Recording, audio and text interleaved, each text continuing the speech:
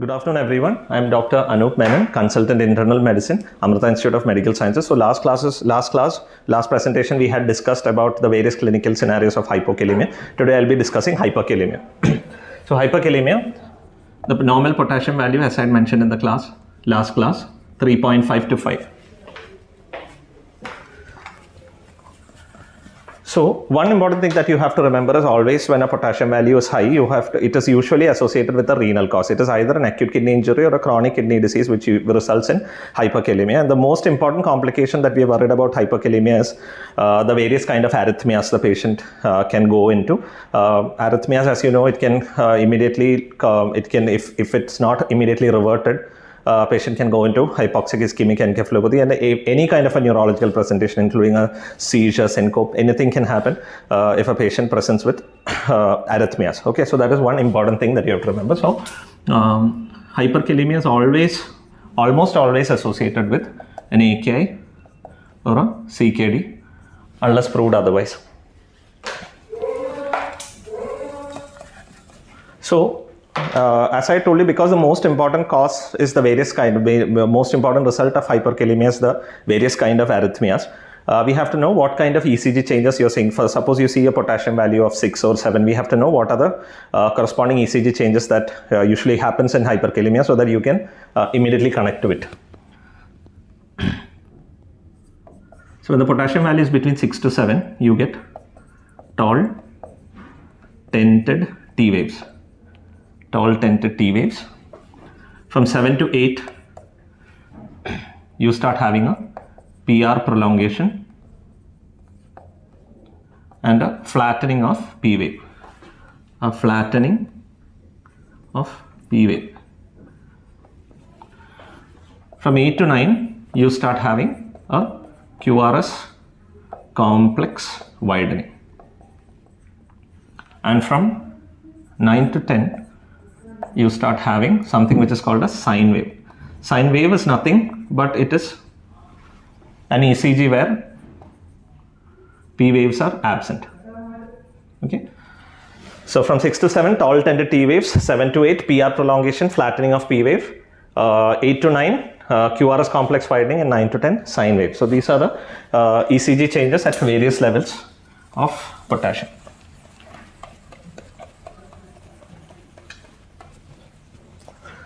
So as I told you, there are also certain conditions that we are supposed to rule out. Suppose the potassium value rises by only around 0.5 or 0.6. Okay, you have to look for increase in WBC count, increase in platelet count. Okay, these conditions can cause something which is known as pseudo-hypokalemia. That is a very minor increase in potassium. Other than these minor causes, just like how I had discussed in the last presentation, we have certain drugs that cause an extracellular shift of potassium.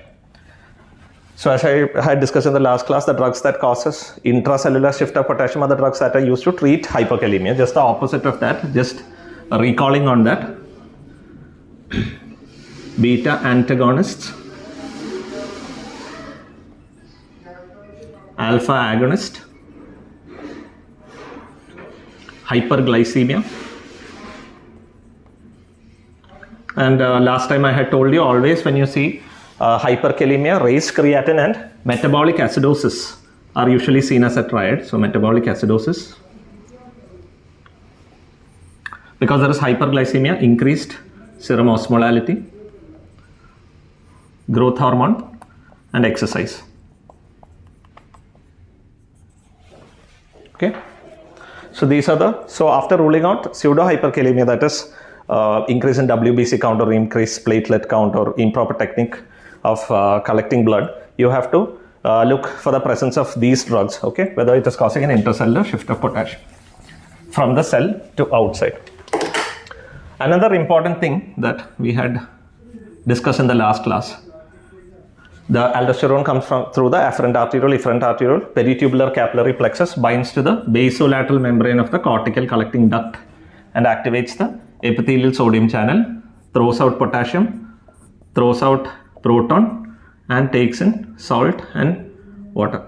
Okay, In the last presentation of hypokalemia, I had specifically mentioned all the causes, endocrine causes of hypertension are because of the salt and water retention. I had also told you about the typical triad.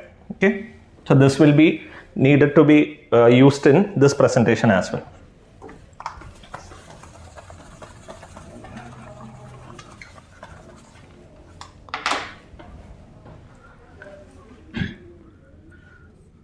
So first of all, I told you mostly it is a renal cause, that is a AKI or CKD. You look for the corresponding ECG changes. If it is not related to these causes which I had already mentioned, mostly the hyperkalemia is usually associated with it usually has to do with some problem with aldosterone. It has to do with some problem related to aldosterone.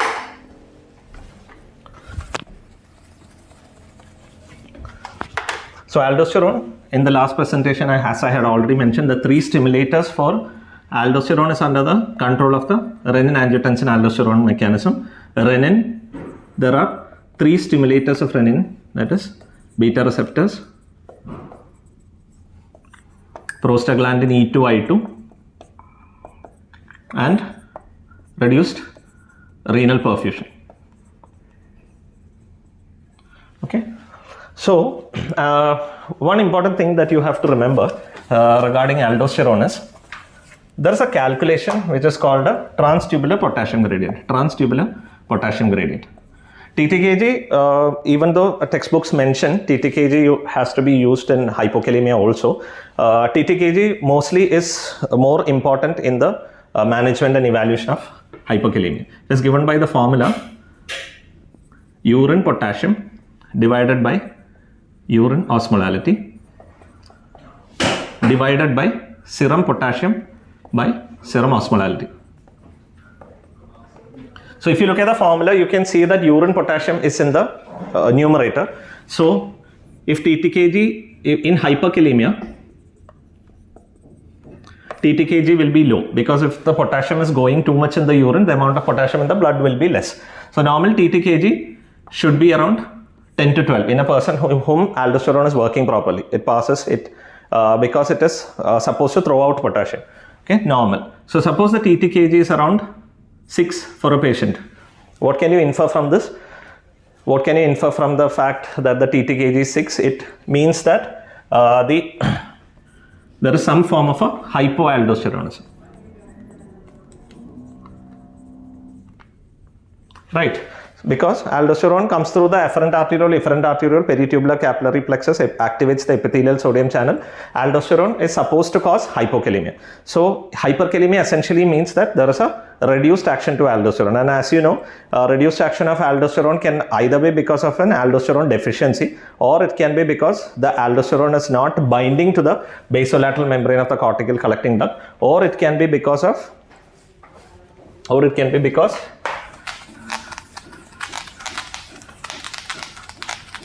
of genetic defects that cause aldosterone. Okay, so hyperkalemia, when it is associated with aldosteronism, it is either true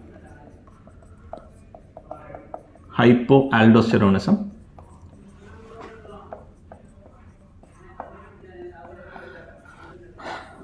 So what is the drug that simulates aldosterone that we give? It is called fludrocortisone.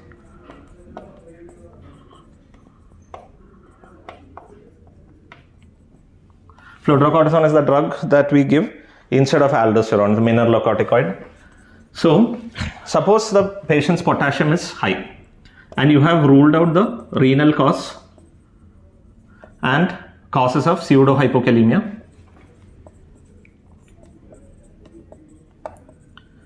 And intracellular and extracellular potassium shift.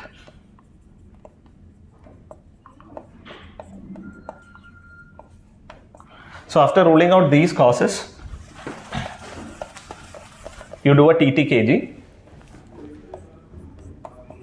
and if the TTKG is coming low, say around 5 or 6, next what you give is, you give 50 micrograms or 0.5 milligrams of fludrocortisone. So what will happen when you give fludrocortisone? It behaves like aldosterone. So if it was actually a true aldosterone deficiency, we are giving it from outside. So that will cause the improvement of TTKG. When you recalculate the TTKG, it will improve from 5 to around 10 to 12. Okay, so that means it's a true hyperaldosteronism. True hypoaldosteronism. So now what you have understood is, if it's true hypoaldosteronism, what do you do next? True hypoaldosteronism.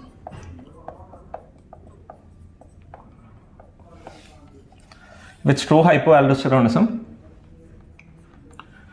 you have to rule out whether it is a hyporeninemic hypoaldosteronism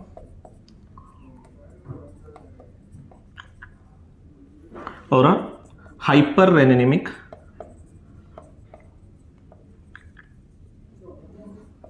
hypoaldosteronism.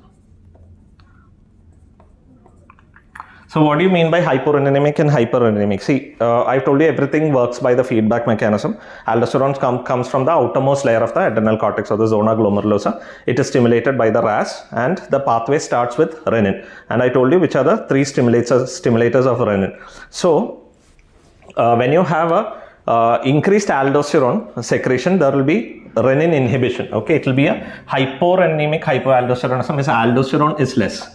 Okay, if renin is less, and as a part of renin-angiotensin aldosterone mechanism, if the aldosterone is less, it is a hyporeninemic hypoaldosteronism. Okay, so RAS stimulates aldosterone.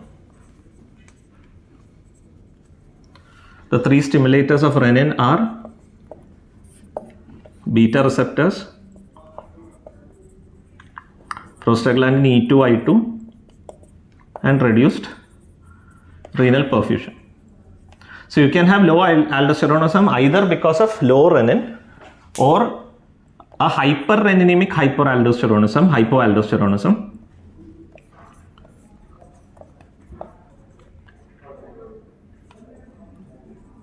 Because when aldosterone becomes less, by feedback renin will increase. Okay, that is what these two things mean.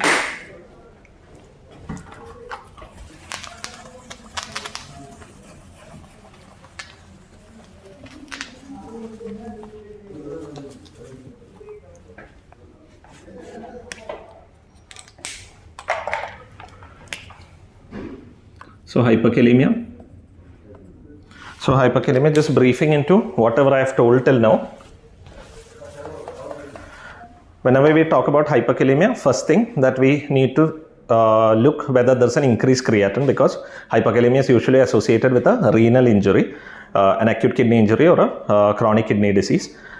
And the next thing that we are supposed to do is you look for causes of pseudo-hyperkalemia, that is whether there's increased WBC count, increased platelet counts and things like that. And what is the next thing that you're supposed to do? You calculate a transtubular potassium gradient, that is you have ruled out renal causes of potassium intracellular, extracellular potassium shift and pseudo-hyperkalemia. Next thing that you do is a transtubular potassium gradient, which is given by the formula urine potassium by urine osmolality divided by serum potassium by serum osmolality. And here we are talking about hypoaldosteronism, and hypoaldosteronism is supposed to cause less potassium in urine. So if TTKG normal is 10 to 12, if TTKG is low, that is around 5 to 6, it means that the aldosterone is deficient due to some cause. And to know whether it is actual aldosterone deficiency or aldosterone resistance, you need to give the patient aldosterone, that is fludrocortisone, and after that you recalculate the TTKG. If the TTKG has improved, it means that it was an actual aldosterone deficiency. Aldosterone deficiency can again be divided into two arms: hyporeninemic hyperaldosteronism or hyperreninemic hyperaldosteronism. Hyperreninemic aldosterone is actually the problem is with the zona glomerulosa. The aldosterone is less, and by feedback the renin has increased. When aldosterone increase or decrease, or there is a clinical effects of aldosterone decrease, there will be stimulation of renin. And hyporeninemic hyperaldosteronism is the problem where the problem is in the renin, okay, release of renin. So let us go to the stimulators of renin production. Renin production, I told you, reduced renal perfusion, beta receptors and prostaglandin E2 and I2.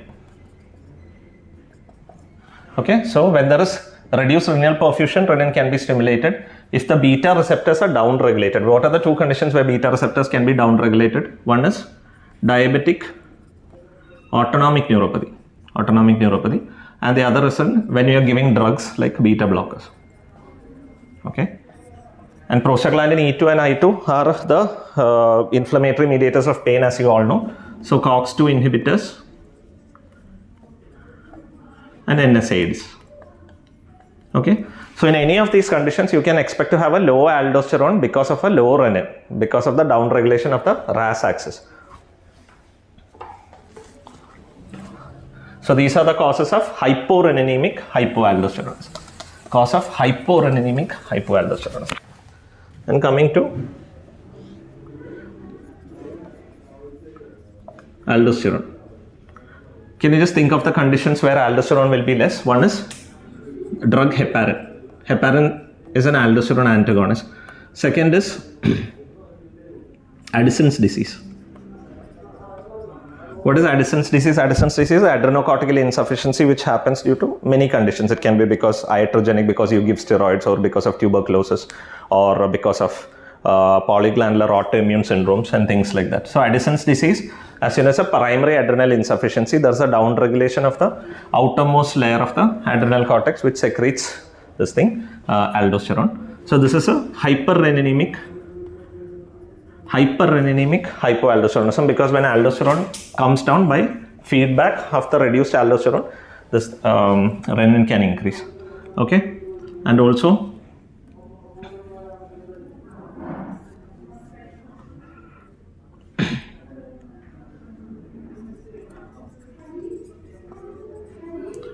AC inhibitors, ARBs, which also down regulate the pathway or reduce the synthesis of aldosterone.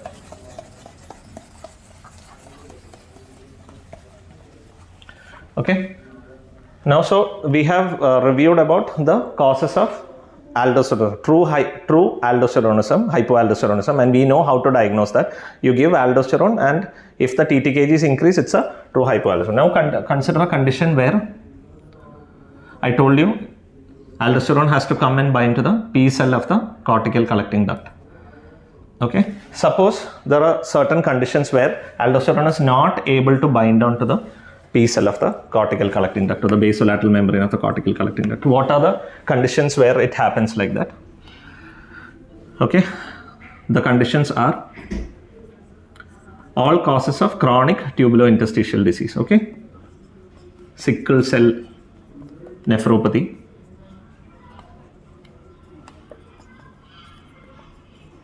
analgesic induced nephropathy,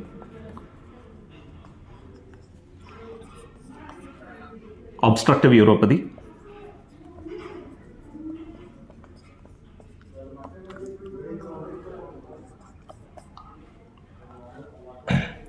certain drugs. What are the drugs that you can think of? Which are the aldosterone antagonists? Eplerenone, spironolactone. Then you have certain other drugs. Which are the other drugs? ENaC blockers, triamterene, a drug that has a similar structure to triamterene, trimethoprim.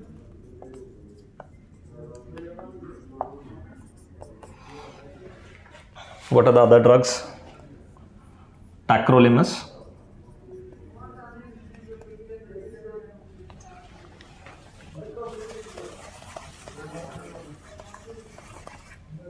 So when you so these conditions are known as pseudo-hypoaldosteronism, because the aldosterone is actually not deficient. Aldosterone is present, but it cannot come and bind to the basolateral membrane of the cortical collecting duct because the tubules are fibrous. So all the things that can cause chronic tubulointerstitial disease. It can be the drugs that I mentioned, or it can be because of the conditions that I mentioned. Next, coming to certain genetic causes.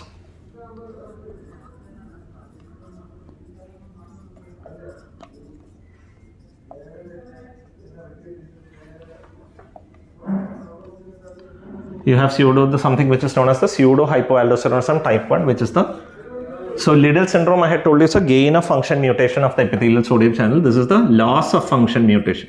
Loss of function mutation of the epithelial sodium channel.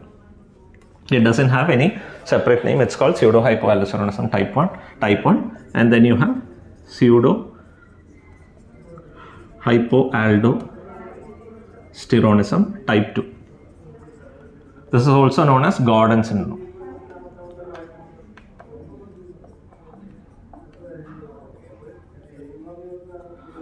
Gordon syndrome, if you remember the Gentleman syndrome that I had told you, Gordon syndrome is just the opposite of Gentleman's.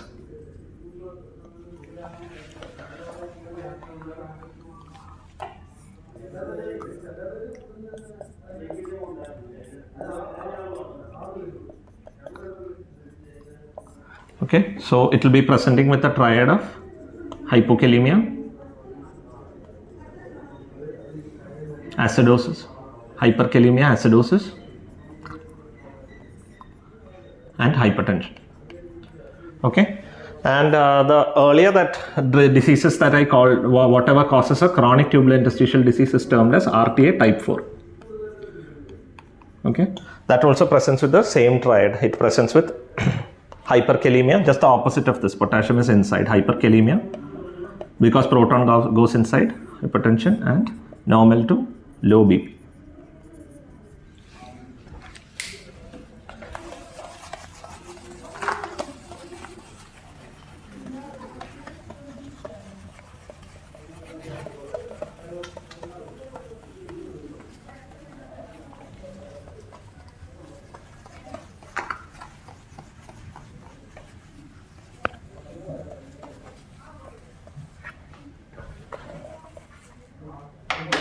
So reviewing into the whole session, as I told you, hyperkalemia, whenever you see hyperkalemia, you think about renal causes, because 90% of the time it's a renal causes.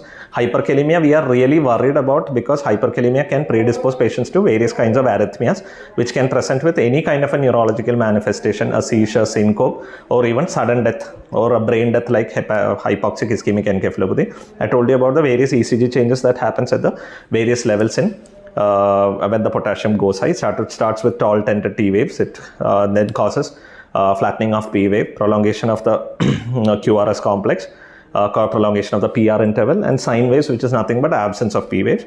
And then when you want to evaluate hyperkalemia, first thing that you need to do is, after you have ruled out the other causes like an extracellular shift of potassium or pseudo hyperkalemia, you do a transtubular potassium gradient. And transtubular potassium gradient, I told you, is more important in hyperkalemia than hypokalemia. It's urine potassium by urine osmolality divided by serum potassium by serum osmolality. If you look at the formula, you know that urine potassium is coming in the numerator. Here we are dealing with hyperkalemia and also hypoaldosteronism. So essentially, when aldosterone is acting properly, if the aldosterone is not deficient, you are supposed to have a high value of TTKG, like around 10 to 12. If it is low, that means that either there is an aldosterone deficiency or there is a problem with renin, which is not stimulating aldosterone, or aldosterone is being produced, but due to some problem it is not acting on the P cells of the cortical collecting duct. And then we give aldosterone, the pharmacological molecule which is clinically similar to aldosterone, that is basically a mineralocorticoid, fludrocortisone. You give 50 micrograms or 0.5 milligrams, and if the TTKG improves from low to the normal level, it means it's a true hypoaldosteronism. It's not because the aldosterone is not able to bind. And then after that we divide it again into hyperreninemic hypoaldosteronism and hyporeninemic. So hyperreninemic is when aldosterone is actually deficient, and I told you the various mechanisms by which it happens. And then you look for renal tubular acidosis type 4, which is a combination of hyperkalemia, acidosis, and normal to low BP. And it happens because of certain disease conditions, as well as basically all the conditions that can cause chronic tubular interstitial disease, and also the certain drugs. And after that, I have also told you about the two different genetic causes, pseudo-hypoaldosteronism type 1, which is just the opposite of Liddle syndrome. It's a loss of function mutation of the epithelial channel, which presents with the same triad. And then I have also told you about pseudo-hypoaldosteronism type 2, which is also called as Gordon syndrome. Okay. And then how do you treat hyperkalemia? We give salbutamol, nebulization,